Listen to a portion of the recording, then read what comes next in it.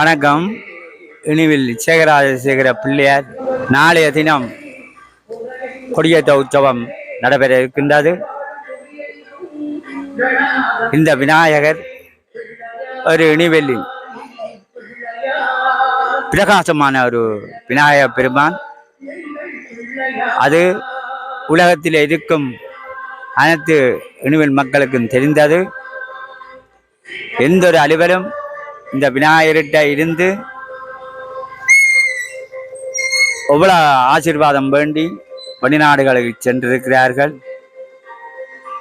எவ்வளவோ பங்களிப்புகளை செய்திருக்கிறார்கள். இது இனிவில் மக்களுக்குள்ள சிறப்பம்சம். அதைவிட இந்த சித்ரா பருவத்தில் இங்கு தீர்த்த உற்சவம் நடைபெறுகின்றது. அது உலகத்தில் மிக சிறப்பு வாய்ந்த ஒரு விஷயம். ஏன் அதை இவ்வளவும் சொல்லப்படுகிறது என்றால், உடும்புராயில் 3 கோவில், அதிலே ஒன்று கருணாகரர் பிள்ளையார், அடுத்தது இனிவில் சேகராசேகர பிள்ளையார் என்று சொல்லி, பர்ராசேகரன் என்று சொல்லி 3 தெய்வங்கள் இருக்கின்றது. இந்த 3ம் பிரபலிக்கமான ஒரு பிள்ளையார். அதைவிட அரசரி பிள்ளையார் என்று சொல்லி இந்த பிள்ளையார் வடக்கு வீதியில் அமைந்திருக்கின்றது. இன்று பல பல இடங்களாலேயும் வந்து அந்த பிள்ளையாருக்கும் நல்ல நேர்த்திகள் செய்து கொண்டிருக்கிறார்கள். இனிவிலில் இந்த பிள்ளையார் என்றது ஒரு இந்த இனிவில் மக்களுக்கு கொடுத்திருக்கின்ற வரப்பிரசாதம். ஏனென்றால் இந்த கொரோனா மூட்டத்தில் எல்லா இடங்களிலும் இந்த கொரோனா வந்திருக்கின்றது. இந்த இனிவில் கிராம மக்களுக்கு அந்த நோய் இல்லாமல் போனதுக்கு காரணம் இந்த கணபதி ஹோமம் என்று சொல்லி ஆரம்பித்த நாங்கள்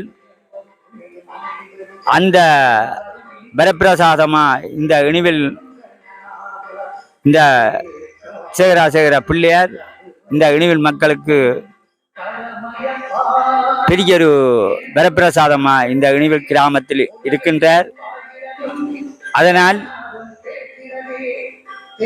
இந்த கொரோனாவுக்குள்ளே இந்த சேகராசேகர பிள்ளையார் கொடியேறி இருக்கின்ற சொன்னால் அது இனிவில் மக்களின் பூர்வ புண்ணியம் என்பதைத்தான் என்னால் சொல்ல முடியும். இன்றும் வேலை சிறப்பாகத்தான் இந்த உற்சவங்கள் நடைபெற்று கொண்டிருக்கின்றது. இந்த தீர்த்த உற்சவம் என்பதை அது ஒரு பெரிய ஒரு சிறப்பம்சம். கொடியேற்ற உற்சவம் நாளைய தினம், அதாவது 13ஆம் தேதி சனிக்கிழமை காலை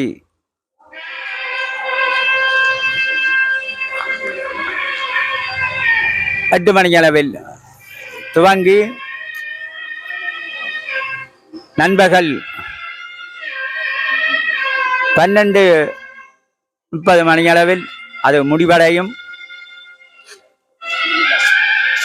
மாலை 5 மணி அளவில் இந்த பூஜை இடம்பெற்று